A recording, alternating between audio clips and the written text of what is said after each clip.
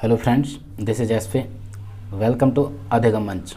We are present here with another new and important session that is psychosocial development यानी कि मनोसामाजिक सिद्धांत।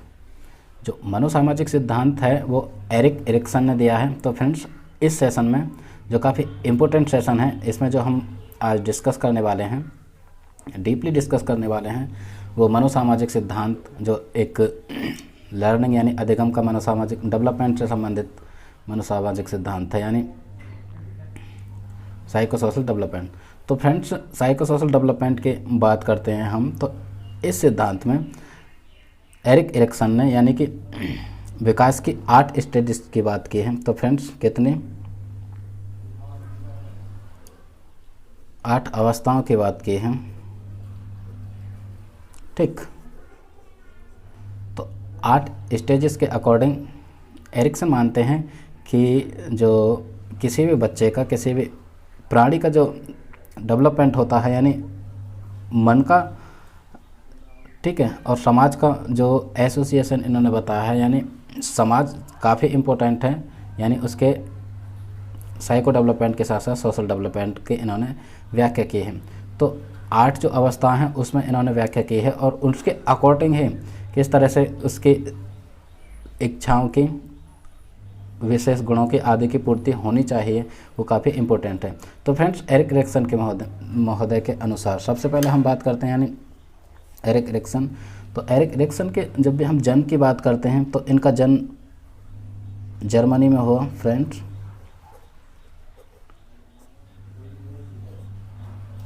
ये एक साइकोलॉजिस्ट या मनोविश्लेषक के तौर पर जाने जाते हैं।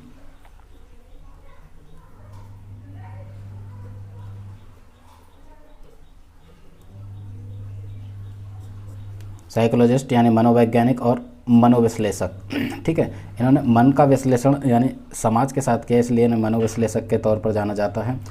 और जो इन्होंने जो काम किया वो अमेरिका में किया, इसलिए इन्हें अमेरिकी साइकोलॉजिस्ट माना जाता है।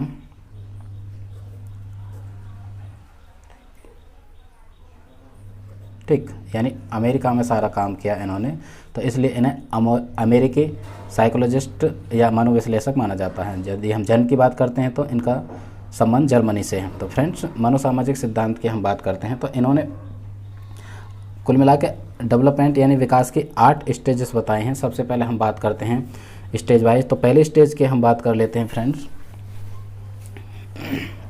ये जो सेशन है काफ़ी इम्पोर्टेंट रहेगा, तो इस सेशन को यानी इस वीडियो को कंप्लीट देखें, तभी आपको समझ में आ पाएगा।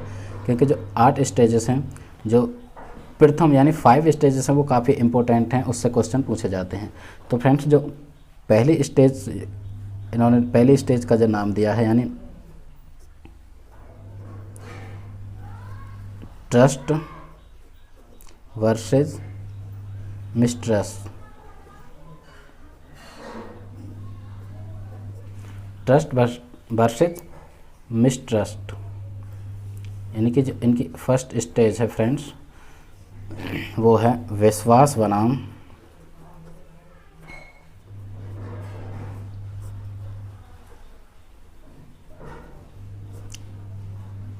अविश्वास।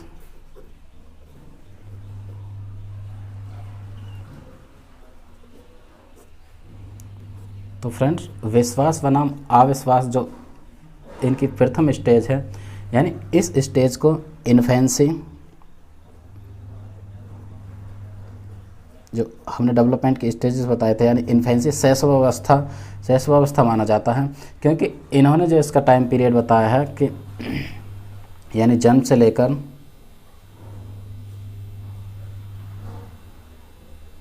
जन्म से लेकर 18 महीने 18 मंथ,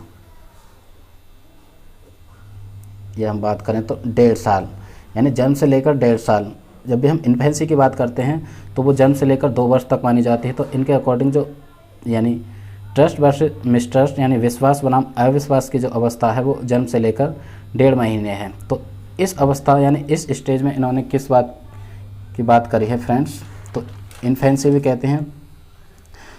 तो फ्रेंड्स हम बात करते हैं जब भी बच्चे का जन्म होता है, ठीक है, गर्भ के बाद जब बच्चा यानी ज़मीन पर आता है या कहीं पृथ्वी पर आता है या इस दुनिया में आता है, जब भी उसका जन्म होता है तो जन्म के बाद जो बच्चा है अपनी फैमिली में आता है। सबसे पहले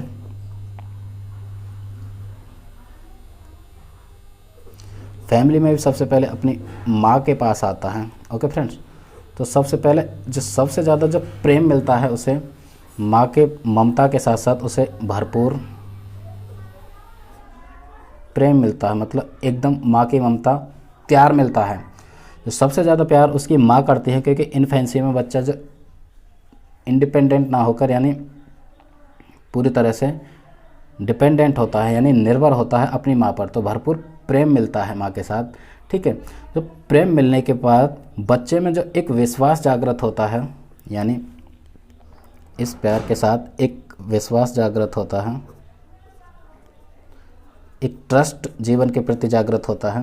ठीक है फ्रेंड्स, जिसे एरिक्सन ने ट्रस्ट एवं आशा, एक उम्मीद बच्चे के अंदर जागृत होती है अपने माँ के प्रति, अपने पिता के प्रति। ठीक है, उसके बाद धीरे धीरे अपने यानी एल्डर्स भाई बहन के प्रति।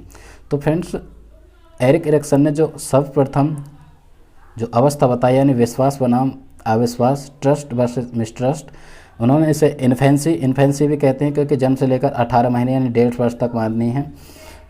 तो सबसे पहले जब बच्चे का जन्म होता है वो माँ यानी फैमिली में भरपूर प्यार उसे माँ से मिलता है। ठीक है, तो एक विश्वास यानी एक आशा, एक जो गुण है वो बच्चे के अंदर जागृत होता है। तो इन्होंने इस गुण को यानी एक सकारात्मक या ये कहें पॉजिटिव गुण, एक सकारात्मक सोच यानी सकारात्मक गुण या ये कहें सकारात्मक ट्रेट, सकारात्मक शील गुण उत्पन्न होता है, क्योंकि माँ के प्रति आस्था, उसे जीवन के प्रति एक आस्था और एक विश्वास जागृत होता है कि ये मेरी माँ है, इसे भरपूर प्रेम मिलता है, वो आगे नहीं की उम्मीद करने लगता है। तो फ्रेंड्स, व्यक्तित्व विकास में जो योगदान है किसी भी बच्चे के पर्सनैलिटी डेवलपमेंट में, जो कहें दिखाई नहीं दे रहा है, यहाँ पे लिखते हैं व्यक्तित्व विकास की जब भी हम बात करते हैं यानी पर्सनैलिटी डेवलपमेंट की, तो विकास में योगदान देता है, यानी ये सकारात्मक गुण जो होता है एक इम्पोर्टेंट रोल निभाता है। तो फ्रेंड्स, इस स्टेज की बात करते हैं। इस स्टेज में माँ से भरपूर प्यार मिलता है और एक सकारात्मक यानी विश्वास पैदा होता है, जो व्यक्तित्व विकास में योगदान देता है। तो ठीक है, उसके साथ यदि इसके उलट बात करते हैं, हम इसकी उल्टी बात करें, यदि अपोजिट, जब हम इसकी उलट बात करें कि बच्चे का माँ के पास आने के बाद भी यदि भरपूर प्रेम नहीं मिले यानी ममता नहीं मिले, तो उसमें विश्वास की जगह अविश्वास यानी मिसट्रस्ट जागृत हो जाता है, और उसमें कई सारे यानी एक हीन भावना जिसे कहते हैं, छोटे बच्चे में हीनता की भावना या डर की भावना उत्पन्न होने लगती है, जो उसके जो पर्सनैलिटी डेवलपमेंट या कहें व्यक्तित्व डेवलपमेंट में एक उल्टा इफेक्ट डालता है। कुल मिला के बच्चा हीनता और डर के अधीन हो जाता है, तो कुल मिला के उसके विकास में बाधा उत्पन्न हो जाती है। तो फर्स्ट जो स्टेज है एरिक्सन के अकॉर्डिंग वो विश्वास बनाम अविश्वास, इसमें माँ के साथ बच्चा ज़्यादा घुल मिलता है, कुल मिला के भरपूर प्यार मिलता है। ठीक है, एक सकारात्मक गुण का विकास होता है। तो इस स्टेज में सबसे ज़्यादा जो होता है एक आस्था, एक जो विश्वास है वो जागृत हुआ। इसके बाद इसके जो मेन पॉइंट है फ्रेंड्स वो है यानी फीडिंग, यानी ब्रेस्ट फीडिंग जिसे हम कहते हैं, यानी कि माँ का दूध पीता है बच्चा तो उससे भरपूर प्रेम मिलता है, एक आस्था जागृत होती है, जो एक गुण हो गया, यानी उसी के साथ उसमें एक आस्था जागृत होती है। ठीक है, तो ब्रेस्ट फीडिंग की जब भी हम बात करें यानी दूध मिल्क फीडिंग की, ठीक है, तो वो फर्स्ट स्टेज यानी इन्फेंसी, यानी एरिक्सन के अकॉर्डिंग विश्वास बनाम अविश्वास, ट्रस्ट वर्सेस मिसट्रस्ट हो गई। तो फ्रेंड्स, फर्स्ट स्टेज ये रही। इसके बाद हम नेक्स्ट स्टेज की बात करते हैं। नेक्स्ट स्टेज की जब भी हम बात करते हैं तो दूसरी जो अवस्था है इनके अकॉर्डिंग, दूसरी अवस्था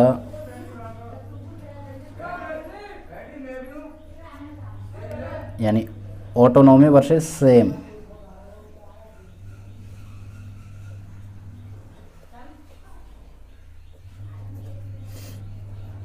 ऑटोनॉमी वर्सेस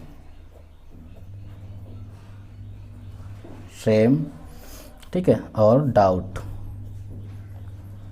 जो दूसरी अवस्था है इन्होंने ऑटोनॉमी वर्सेस सेम या डाउट नाम दिया है उसे। फ्रेंड जो फर्स्ट स्टेज थी वो जन्म से 18 महीने यानी 1.5 वर्ष, और जो दूसरी अवस्था है वो यानी 18 महीने यानी 1.5 वर्ष से लेकर यानी 1.5 साल से लेकर के अकॉर्डिंग वो होगी 3 वर्ष तक की अवस्था। तो एरिक्सन ने इस अवस्था को जो नाम दिया है वो ऑटोनॉमी वर्सेस सेम और डाउट यानी स्वायत्तता,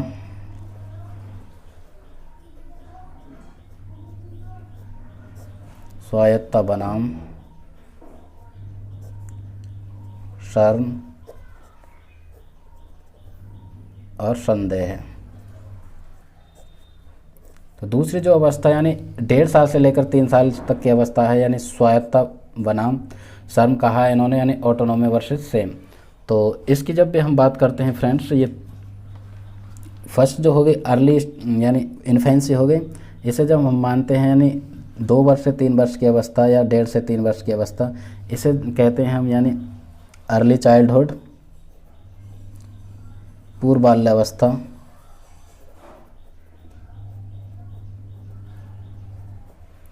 जब भी हम विकास के स्टेजेस की बात करते हैं तो ये होगी अर्ली चाइल्डहुड, ठीक है। तो इसकी हम बात करते हैं फ्रेंड्स, तो इस अवस्था में यानी दूसरी अवस्था में एक जो स्वतंत्रता की भावना महसूस करने लगता है बच्चा, एकदम फ्रीडम। तो फर्स्ट स्टेज की बात की तो एक विश्वास जागृत होता है यानी माँ के प्रति, माँ के साथ साथ उसके पिता के प्रति या और भाई बहनों के प्रति। उसके साथ जब हम यानी 1.5 वर्ष से 3 वर्ष तक की बात करते हैं तो बच्चा अर्ली चाइल्डहुड में आ गया होता है। उसमें एक स्वतंत्रता एवं आत्म नियंत्रण की भावना बच्चे के अंदर आ जाती है, एकदम आत्मनियंत्रण। बच्चा फैमिली मेम्बर्स के साथ खेलने लगता है, ठीक है। और जो सबसे इम्पोर्टेंट चीज़ है इस स्टेज की वो है विल, यानी एक विल पावर, जो दृढ़ इच्छा शक्ति है यानी इच्छा शक्ति बच्चे के अंदर जागृत हो जाती है। फर्स्ट स्टेज में बच्चे को यानी विश्वास जागृत होता है, इसके बाद इच्छा शक्ति एकदम जागृत हो जाती है और बच्चा पूर्ण इच्छा शक्ति के साथ अपने जीवन में आगे बढ़ने की कोशिश करता है। और जो उसके व्यक्तित्व विकास में जो इसकी इच्छा शक्ति है वो एक ऊर्जा का काम करती है। तो फ्रेंड्स ये रही यानी सेकंड स्टेज। सेकंड स्टेज की यदि हम बात करते हैं तो यानी जिसे हम अर्ली चाइल्डहुड भी कहते हैं, तो इसमें यानी टॉयलेट ट्रेनिंग की बात की गई है।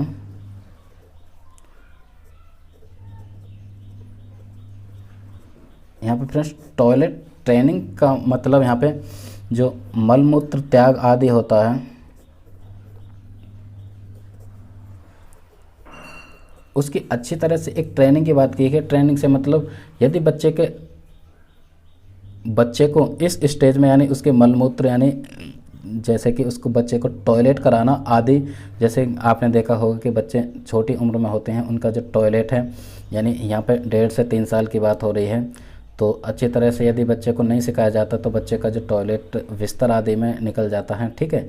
तो उस तरह से जो उसकी एक ऊर्जा है वो थोड़ी नेगेटिव वे में जाती है। यदि उसको अच्छी तरह से ट्रेनिंग दी जाए यानी कि अच्छी तरह से समझाया जाए कि एक टाइम फिक्स किया जाए, उस टाइम के अकॉर्डिंग उसे यानी टॉयलेट या और जो मलमूत्र त्याग है वो आदि सब करना है, तो एक जो पॉजिटिव एनर्जी है वो उसमें एक स्वायत्तता आदि का गुण उत्पन्न करती है, ठीक है। यदि इसके उलट ही हम बात करते हैं, यदि अच्छी तरह से ट्रेनिंग नहीं दी जाए, जैसे बच्चा टॉयलेट आदि बिस्तर वगैरह में करता है या कहीं भी करता है, तो उसमें एक शर्म और संदेह की भावना उत्पन्न होती है जो उसके नकारात्मक पहलू पर काम करता है यानी उसके विकास के नकारात्मक पहलू पर काम करता है। तो फ्रेंड्स ये रही एक बात यानी सेकंड स्टेज। हम थर्ड स्टेज की बात करते हैं तो फ्रेंड्स समझ में तो आ रही होगी धीरे धीरे, हम इसलिए थोड़ी स्लो स्पीड कम कर रखी है क्योंकि अच्छी तरह से समझ आए। तो फ्रेंड्स जो थर्ड स्टेज की ये बात करते हैं यानी तीसरी अवस्था, तीसरी अवस्था को इन्होंने नाम दिया है यानी इनिशिएटिव।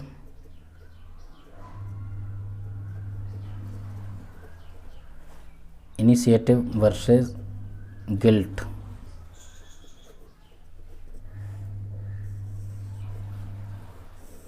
इनिशिएटिव वर्सेस गिल्ट यानी पहल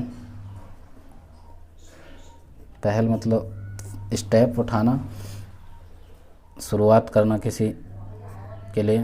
पहल वर्सेस यानी अपराध बोध,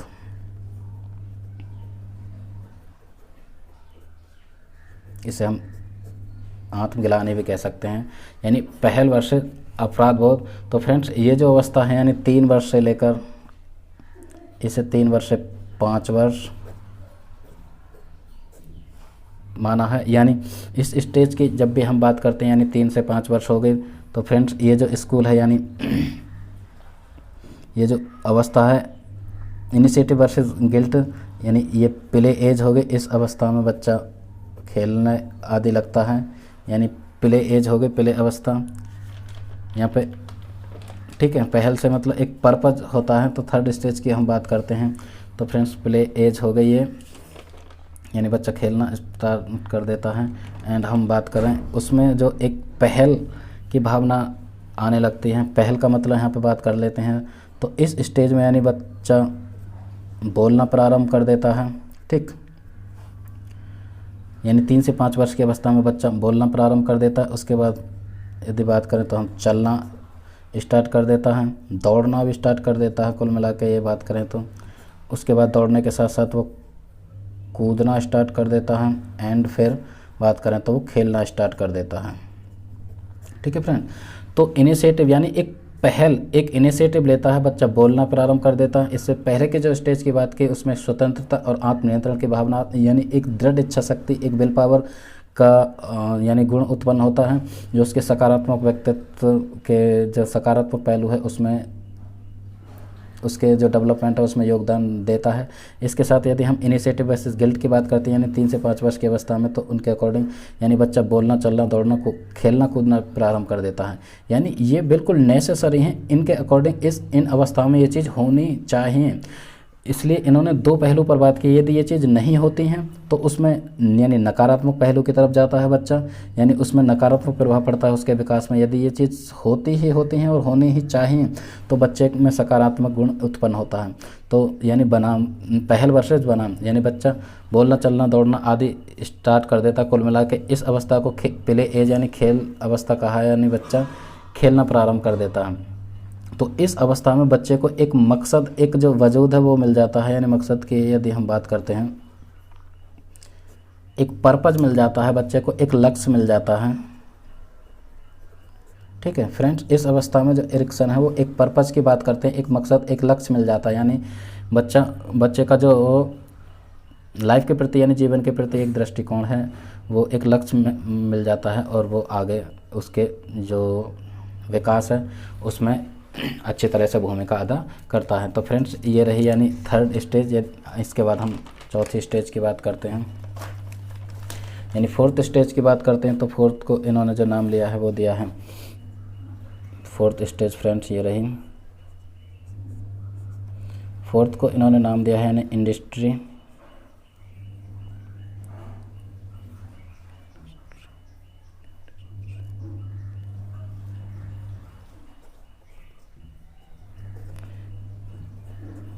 इंडस्ट्री वर्सेस इन्फेरियरिटी।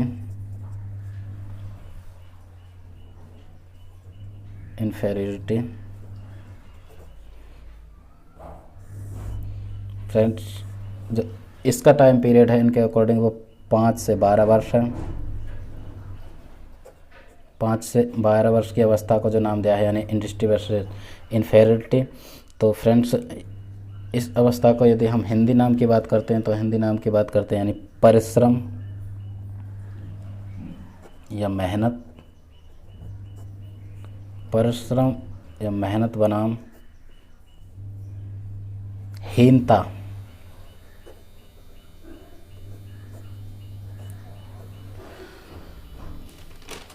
तो फ्रेंड्स यानी 5 से 12 वर्ष की अवस्था थर्ड स्टेज की हमने बात की, ठीक है। उसके बाद हम बात करते हैं यानी परिश्रम वर्सेस हीनता, यानी 5 से 12 वर्ष की अवस्था।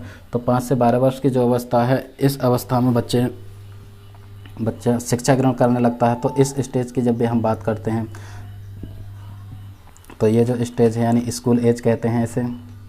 इससे पहले की जो अवस्था थी वो प्ले एज हो गई, इस अवस्था को स्कूल एज कहते हैं क्योंकि बच्चा स्कूल में जाना प्रारंभ कर देता है। ठीक है, यही कहें स्कूल का, विद्यालय का स्थायी सदस्य हो जाता है।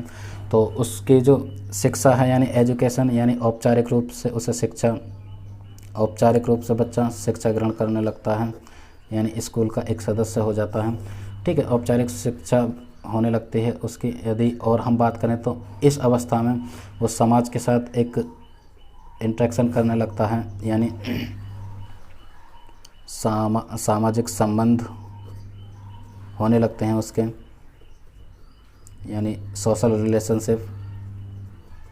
ठीक, क्योंकि स्कूल में जाता है, स्कूल के साथ उसके आस पड़ोस, यानी स्कूल भी एक समाज का हिस्सा, आस पड़ोस के साथ वो इंटरेक्ट करता है यानी सामाजिक संबंध स्थापित करता है। तो उसमें एक जो गुण उत्पन्न होता है फ्रेंड्स, वो यानी मेहनत का गुण उत्पन्न होता है, यानी बच्चा मेहनत करने प्रारंभ कर देता है इस अवस्था में। यानी स्पोर्ट्स बच्चा खेलने लगता है, खेलने तो पहले भी लगता है, यानी स्पोर्टिक जो क्वालिटी हैं वो उत्पन्न होने लगती हैं। ठीक है, एंड इसके साथ साथ स्कूल का स्थायी सदस्य हो ही जाता है। तो उसमें यानी परिश्रम यानी मेहनत, हार्ड वर्क की बात करते हैं हम। हार्ड वर्क का गुण उत्पन्न होता है जो उसके व्यक्तित्व के विकास में एक सकारात्मक रोल निभाता है। ठीक, और कर्तव्यनिष्ठ यानी अपने कर्तव्य के प्रति वो सजग हो जाता है, कर्तव्य के प्रति सजग हो जाता है, कुल मिला के वो चीज़ों को समझने लगता है। तो फ्रेंड्स ये रही यानी fourth stage, industry versus inferiority. यदि इसके उलट हम बात करते हैं यानी परिश्रम वर्सेस हीनता, यदि परिश्रम करने लगता है बच्चा, कुल मिलाकर उसे औपचारिक शिक्षा प्रारंभ होने लगती है और हार्ड वर्क यानी कर्तव्यनिष्ठ हो जाता है। यदि इसके उलट हम बात करते हैं, यदि ये चीज़ इस अवस्था में बच्चे के साथ नहीं हो पाती या नहीं होती तो उसमें इन्फेरिटी यानी हीनता की भावना उत्पन्न होने लगती है। यहाँ पे हम दो पक्षों की बात करेंगे फ्रेंड्स, यानी दो तरह की सोसाइटी की बात करेंगे कि जिन सोसाइटी के जो बच्चे हैं वो इस अवस्था में यानी 5 से 12 वर्ष की अवस्था में स्कूल के स्थायी सदस्य बन जाते हैं। तो उसमें यानी जो हार्ड वर्क यानी कर्तव्यनिष्ठ या फिर ये कहें मेहनत का गुण है वो उत्पन्न होने लगता है। तो उनका जो व्यक्तित्व विकास है, कुल मिलाकर जो उनका विकास है एक सकारात्मक दिशा की तरफ चलता है। यदि हम बात करें यानी इन्फेरिटी, जो थोड़े लोअर स्टेज के जो बच्चे हैं इस अवस्था में वो स्कूल नहीं जा पाते या फुटपाथ वगैरह आदि पर रहते हैं, या फ्रेंड्स हम बात करें कि उनकी फैमिली थोड़ी इस तरह से मतलब अपने बच्चों को स्कूल नहीं भेज पाती, किसी काम वगैरह पर लगा देती है। तो फ्रेंड्स उन बच्चों में यानी हीनता की भावना यानी इन्फेरिटी, अपने आप को वो थोड़ा हीन महसूस करने लगते हैं। तो उनका जो विकास है, चाहे वो व्यक्तित्व विकास हो या और कई पहलू होते हैं विकास के, उनमें बहुत ज़्यादा नकारात्मक दिशा में की तरफ चले जाते हैं और उनका विकास में थोड़ी रुकावट महसूस होने लगती है। तो फ्रेंड्स ये रही फोर्थ स्टेज। अब इसके बाद हम फिफ्थ स्टेज की बात करते हैं। तो इनके अकॉर्डिंग जो फिफ्थ स्टेज है फ्रेंड्स, फिफ्थ स्टेज की हम बात करते हैं तो फिफ्थ स्टेज को इन्होंने नाम दिया है यानी आइडेंटिटी।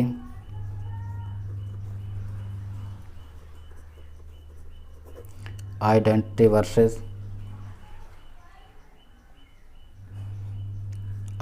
Versus role confusion.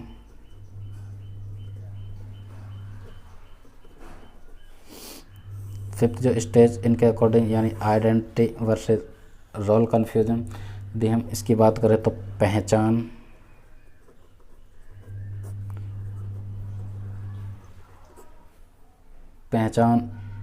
बनाम भ्रम की अवस्था बताई है इन्होंने। ठीक, तो इस अवस्था की बात करते हैं तो फर्स्ट जो बात कही यानी हमने इंडस्ट्री वर्सेस इन्फेरियोरिटी 5 से 12, ये जो अवस्था है यानी 12 से फ्रेंड्स ये जो फिफ्थ जो स्टेज है वो 12 से 18 वर्ष माना है इन्होंने, 12 से 18 वर्ष की अवस्था। तो फ्रेंड्स 12 से 18 वर्ष की अवस्था के जब भी हम बात करते हैं तो इस अवस्था में बच्चा तनाव एवं तूफान यानी एक उड़ान वाली अवस्था में प्रवेश करता है, जिस अवस्था को हम एडोलसेंस यानी किशोर अवस्था कहते हैं। ये एडोलसेंस एज है जो काफ़ी महत्वपूर्ण होती है। और जब इनकी स्टेज की बात करते हैं यानी आइडेंटिटी वर्सेस रोल कन्फ्यूजन, ये सबसे ज़्यादा इम्पोर्टेंट है फ्रेंड्स, इसी से ज़्यादा क्वेश्चन बनते हैं, इसी से ज़्यादा क्वेश्चन पूछे जाते हैं। यानी इसमें आइडेंटिटी, बच्चे एक पहचान, अपनी पहचान की तरफ, अपना मुकाम या अपने नाम की तरफ बच्चा आगे बढ़ता है, मतलब उसके अंदर जो गुण या क्वालिटी की बात करते हैं, एक जो विशेषता प्रकट होती है वो अपनी पहचान बनाने की बात करता है। यानी एडोलसेंस यानी किशोर अवस्था में बच्चा अपने लिए, अपने प्रति एकदम सजग हो जाता है, ठीक है। तो एक पहचान बनाने की बात करता है बच्चा। यानी जीवन विकास की बात करें तो ठीक है, तो बच्चा कर्तव्यनिष्ठ तो होता ही है। यानी हाँ, इससे पहले हमने जो बात की 4th स्टेज में बच्चे में जो कर्तव्यनिष्ठता का गुण धीरे धीरे पनपने लगता है, ठीक है। लेकिन इस अवस्था में बच्चे का जो कर्तव्यनिष्ठ है, मतलब ड्यूटी के प्रति, अपनी ड्यूटी समझने लगता है, अपना कर्तव्यनिष्ठता के प्रति वो बिल्कुल सजग हो जाता है। हमने बात की यहाँ पे थोड़ा गुण पनपने लगता है, लेकिन यहाँ पे वो अपने कर्तव्यनिष्ठ के प्रति बिल्कुल सजग हो जाता है। और जो सामाजिक संबंध की हमने बात की, यानी 4th स्टेज में वो थोड़े प्रारंभिक अवस्था में होते हैं। यहाँ पे वो जो सोशल रिलेशन है उसका एकदम अपनी चरम पर होता है। वो एकदम समाज के साथ, समाज का एक हिस्सा बनने की कोशिश करता है। यानी समाज के जितने भी एक्टिविटी होती हैं वो सब में पार्टिसिपेट करने की कोशिश करता है, और बच्चा अपनी एक पहचान, एक आइडेंटिटी बनाने की कोशिश करता है, ठीक है। वो हमेशा समाज के प्रति सजग रहता है और अपनी पहचान बनाने की कोशिश करता है, ठीक है। तो ये रही बात यानी 5th स्टेज की, यानी आइडेंटिटी वर्सेस रोल कन्फ्यूजन।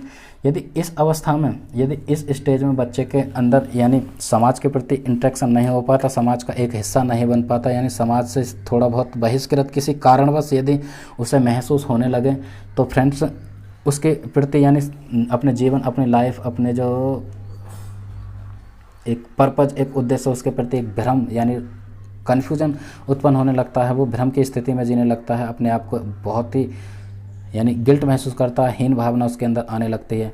लेकिन यदि सही अवस्था में वो समाज के साथ अच्छी तरह से इंटरेक्ट कर पाए, समाज का हिस्सा बन पाए, अपने कर्तव्य के प्रति, अपने ड्यूटी के प्रति एकदम सजग रह पाए, तो फ्रेंड्स उसमें उसके एक पहचान बनती है समाज में, एक सोसाइटी में, ठीक है। तो फ्रेंड्स इस स्टेज में यानी आइडेंटिटी वर्सेस रोल कन्फ्यूजन में बच्चे को यानी एक पहचान, एक कर्तव्यनिष्ठ अपनी एक पहचान बनाने में, समाज में अपनी पहचान बनाने के लिए वो हमेशा तत्पर रहता है और उसके प्रति वो काम करता है। तो उसकी जो पर्सनैलिटी, उसका जो डेवलपमेंट है वो एक सकारात्मक दिशा में जाता है। यदि उसके विपरीत यदि वो अपनी पहचान नहीं बना पाता तो एक गिल्ट महसूस करता है और वो एक भ्रम की स्थिति में रहने लगता है। तो फ्रेंड्स ये थी यहाँ तक की जो स्टेजेस हैं वो काफ़ी इंपॉर्टेंट हैं। नेक्स्ट जो हम बात करते हैं, नेक्स्ट स्टेज की बात करेंगे यानी 6th के। यहाँ से कम क्वेश्चन पूछे जाते हैं लेकिन फिर भी हम बात करेंगे। यानी 6th स्टेज की जब हम बात करते हैं तो एक और चीज़ रह गई यहाँ पे। तो फ्रेंड्स यानी आइडेंटिटी यानी रोल कन्फ्यूजन, इस अवस्था में यानी इसमें आइडेंटिटी क्राइसिस की बात करते हैं, यानी पहचान की बात। सीधा ये वर्ड भी ज़्यादा पूछा जाता है कि आइडेंटिटी। हाँ, हम यहाँ पे जो बात करते हैं फ्रेंड्स, ये 5th स्टेज की बात है यानी आइडेंटिटी एवं रोल कन्फ्यूजन की। तो आइडेंटिटी क्राइसिस पे जब भी क्वेश्चन पूछा जाए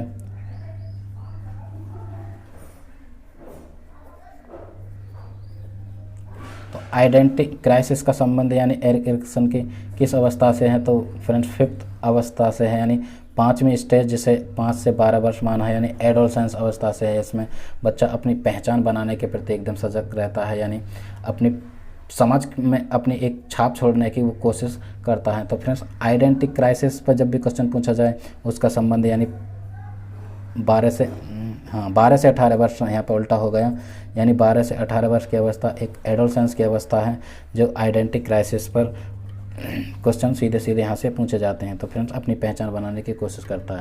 अब हम बात कर रहे थे यानी 6th स्टेज यानी 6ठी जो अवस्था है उसकी बात करते हैं। तो 6ठी जो अवस्था है वो है इंटीमेसी यानी इंटीमेसी वर्सेस आइसोलेशन।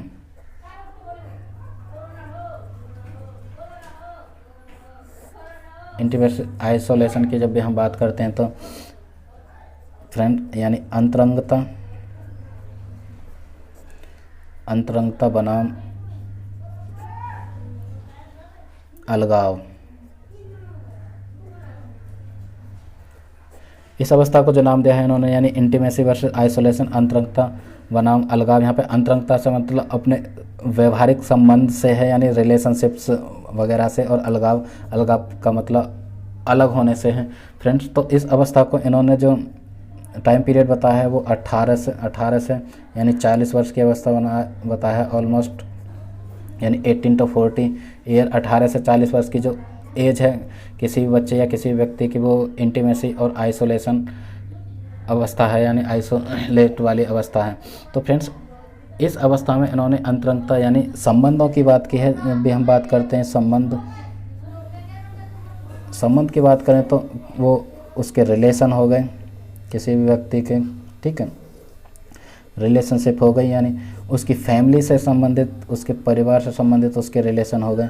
यदि उसके इस अवस्था में समय के साथ साथ सही रहते हैं, मतलब सकारात्मक वे में चलते हैं, तो बच्चे यानी एक इंसान, एक व्यक्ति में यानी उसके व्यवहार में वो अच्छे पक्ष मतलब माने जाते हैं। कुल मिला के उनका जो व्यवहार है एकदम सही रहता है, उनका जो विकास है एकदम सही दिशा में चलता है। तो रिलेशनशिप की बात करते हैं, उसमें उसका प्रेम संबंध हो गया, ठीक है, उसकी फैमिली हो गई, उसका जो प्रेम है अपने, चाहे हम, ठीक है, प्रेमी प्रेमिका या हस्बैंड वाइफ की बात करें, जितने भी वैवाहिक संबंध है या रिलेशनशिप हैं, सभी की बातें इसमें होती है, यानी इंटीमेसी से मतलब यहाँ पे शारीरिक संबंधों से हैं। तो ये उनके अकॉर्डिंग इस अवस्था में यानी इस टाइम पीरियड में ज़रूरी है कि ये चीज़ें होनी ही चाहिए। यदि इसके उलट नहीं होती तो बच्चे में एक गिल्ट महसूस होने लगता है यानी इंसान में, और वो अलगाव की स्थिति, आइसोलेस मतलब सोसाइटी या अपनी फैमिली, समाज के प्रति या अपने आप से वो आइसोलेट होने की कोशिश करता है। कुल मिला के वो एक अलगाव की स्थिति में रहने लगता है, यानी स्ट्रेस, डिप्रेशन आदि सब उसके अंदर आने लगते हैं। तो फ्रेंड्स ये रही एक बात, यानी उसके फैमिली की बात करते हैं तो यहाँ पर यानी इंटीमेसी, उसके बच्चे हो गए, उसकी बीवी हो गई, उनके साथ उनका जो संबंध है इस अवस्था में, या कुल मिला के ये बात करें तो इस एज में बच्चे की शादी हो जाती है, ठीक है। उसके साथ साथ वो अपने एक फैमिली के साथ रहने लगते हैं। एक फैमिली होती है, बीवी होते हैं, बच्चे होते हैं, ठीक है। उसके साथ साथ उनका अच्छी तरह से निर्वहन करता है। यदि इस स्टेज में यदि इस तरह से उसका निर्वहन नहीं हो पाता, कई बार आपने फ्रेंड्स देखा होगा कि फैमिली में झगड़े वगैरह हो जाते हैं या रिलेशनशिप टूटने के कगार पर होते हैं, तो बच्चा यानी कोई भी व्यक्ति यानी आइसोलेट, अपने आप को एक अलगाव की स्थिति में यानी स्ट्रेस और डिप्रेशन की स्थिति में जीने लगता है। तो फ्रेंड्स ये रही एक बात, यानी इंटीमेसी और आइसोलेशन जो 6 स्टेज हैं इसकी हमने बात की। अब हम 7th स्टेज की बात कर लेते हैं। तो फ्रेंड्स उनके जो 7th स्टेज है एरिक्सन के, 7th स्टेज को उन्होंने नाम दिया है यानी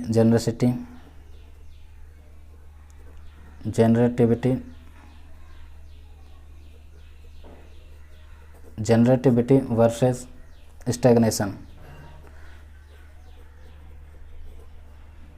जनरेटिविटी वर्सेस स्टैग्नेशन,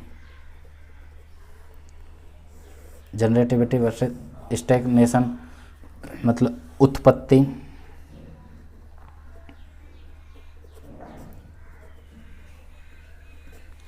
बनाम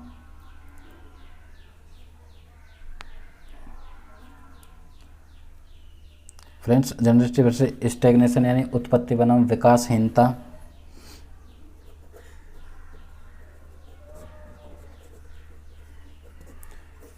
तो इस स्टेज की उन्होंने बात की है, यानी ये हो गई इससे पहले के जो हो गई यानी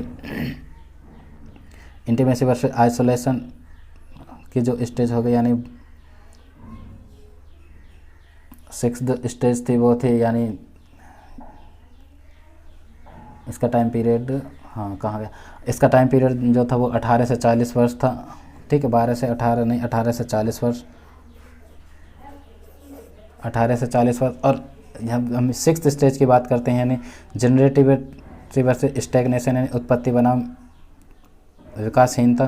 तो 40 से 65 वर्ष की अवस्था इन्होंने माना है इसे, यानी जो 40 से 65 वर्ष की अवस्था होती है वो जो होती है, इस अवस्था में बच्चे या इंसान यानी काम करता है, यानी वर्क के प्रति, यानी एक बिजनेस करता है या नौकरी करता है या अपनी फैमिली। इससे पहले जो इंटीमेसी वर्सेस आइसोलेशन की स्टेज थी यानी उसमें फैमिली हो जाती है, बीवी बच्चे हो जाते हैं। उसके साथ साथ इस अवस्था में उन्होंने माना है कि बच्चा या कोई भी व्यक्ति काम करता है यानी नौकरी करता है, यानी कुल मिला के कमाता है, बीवी बच्चों को पालने के लिए, ठीक है,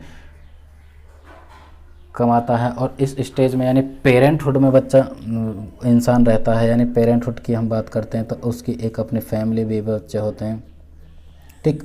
पेरेंटहुड में रहता है, वो बच्चों के लिए, अपने फैमिली के लिए सब कुछ करता है, ठीक है। यानी काम के प्रति उसका जो गुण होता है वो काम के प्रति ज़्यादा सजग रहता है, वो काम के प्रति ज़्यादा संलग्न रहता है।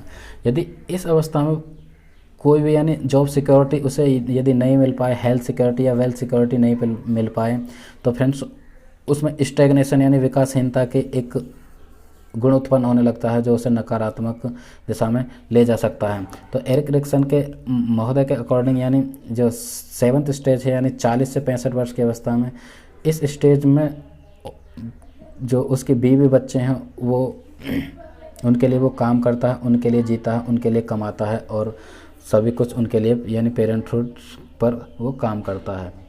ये इस अवस्था में होने ही चाहिए। यदि इसके उलट हम बात करते हैं, इस अवस्था में ये चीज़ें नहीं हों तो यानी स्टैग्नेशन यानी विकासहीनता का गुण उत्पन्न होगा और वो अपने आप को हीन महसूस करने लगेगा, सोसाइटी, समाज और खुद से भी वो कटा महसूस करने लगेगा, ठीक है। तो ये रही 7th स्टेज। अब हम लास्ट स्टेज की बात कर लेते हैं फ्रेंड्स। जो लास्ट स्टेज है यानी 8वीं जो अवस्था बताई है एरिक्सन ने, उसके बारे में बात करते हैं। जो 8वीं अवस्था है वो है यानी ईगो इंटीग्रेशन,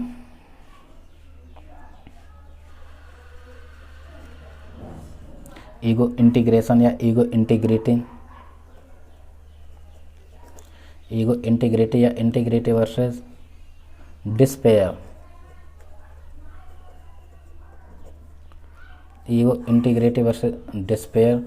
तो ये जो अवस्था है यानी 65 वर्ष से यानी जीवन पर्यंत लास्ट तक की जो अवस्था है, 65 से ऊपर की अवस्था यानी हम यहाँ पे बात करें तो 65 से जो डेथ यानी मृत्यु तक की अवस्था है, उनके अकॉर्डिंग वो ईगो इंटीग्रिटी वर्सेस डिस्पेयर की अवस्था माना है।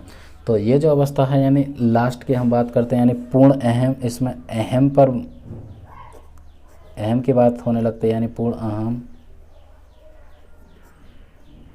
बनाम निराशा, डिस्पेयर मतलब निराशा। तो जो 65 से ऊपर की अवस्था होती है, इन्होंने ईगो इंटीग्रिटी की अवस्था कहा है। तो फ्रेंड्स ईगो इंटीग्रिटी की अवस्था की यदि हम बात करें तो इस स्टेज के जो पेरेंट्स होते हैं, कुल मिला के यहाँ पे जो होते हैं बच्चे, वो माता पिता बन जाते हैं, यानी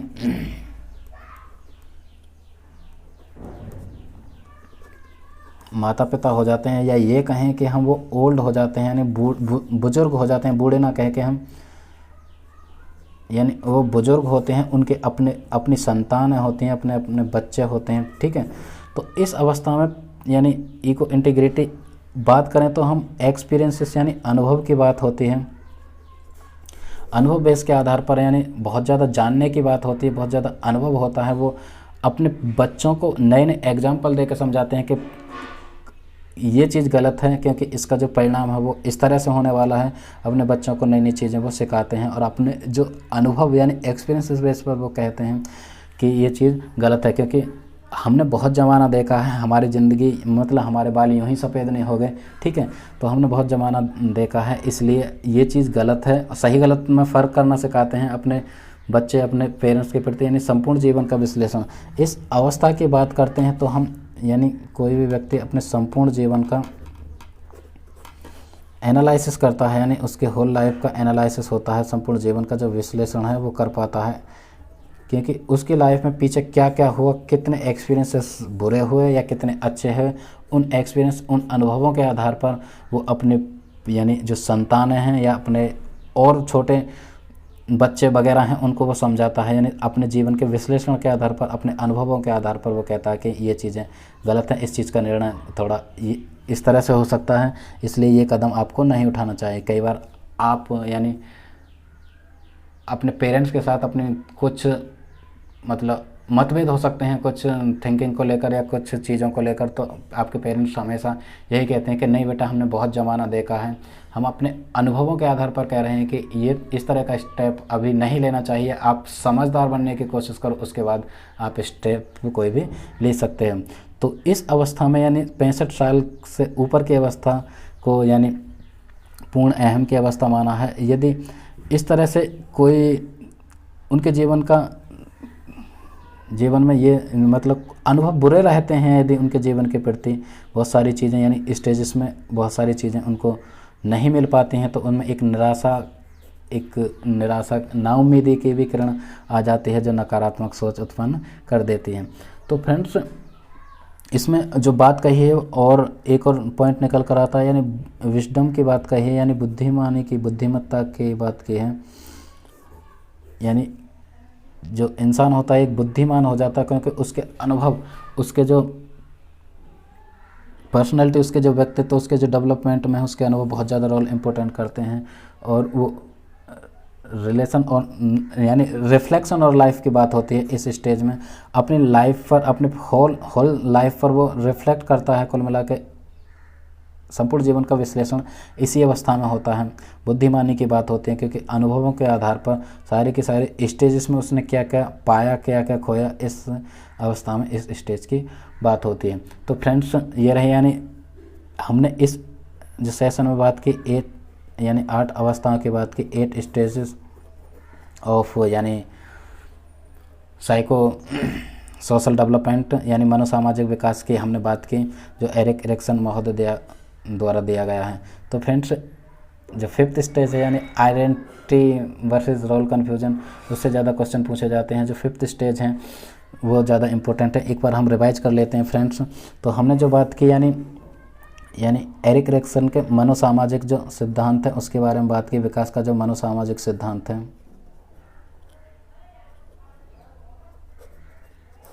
विकास का जो मनोसामाजिक सिद्धांत है उसके बारे में हमने बात की।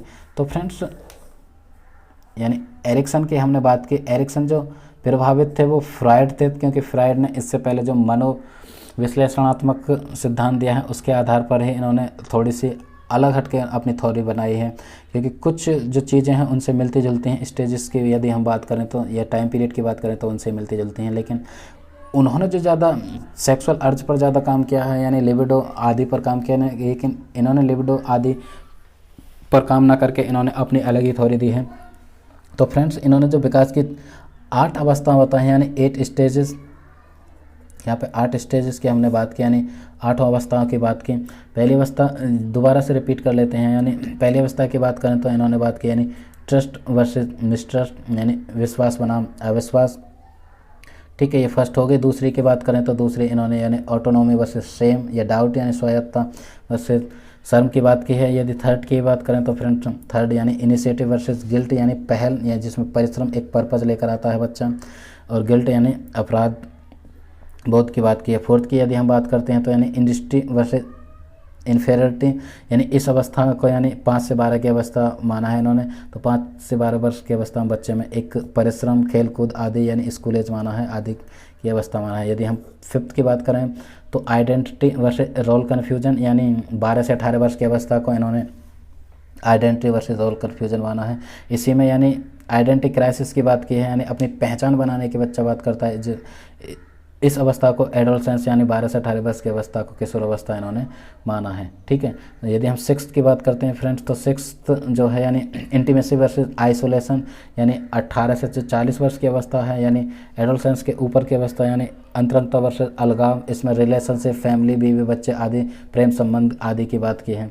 ठीक है, यदि हम 7th यानी 7वीं अवस्था की बात करते हैं तो फ्रेंड्स 7th जो स्टेज है वह जनरेटिविटी वर्सेस स्टैग्नेशन, यानी उत्पत्ति बनाम विकासहीनता की बात की है। इसमें अपनी फैमिली, अपने बीवी बच्चों के प्रति काम, जॉब आदि करता है बच्चा, बिजनेस करता है यानी कोई भी इंसान।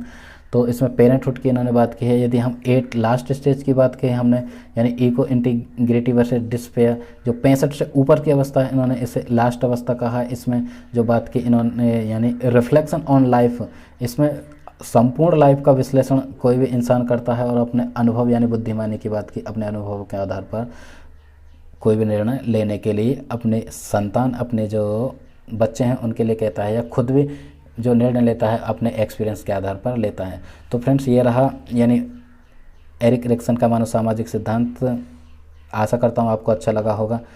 यदि अच्छा लगा तो अपने फ्रेंड्स के साथ शेयर ज़रूर से करें और लाइक करें, कमेंट करके हमें फीडबैक ज़रूर से दें। तो friends, thanks for watching. That was SP Singh signing off.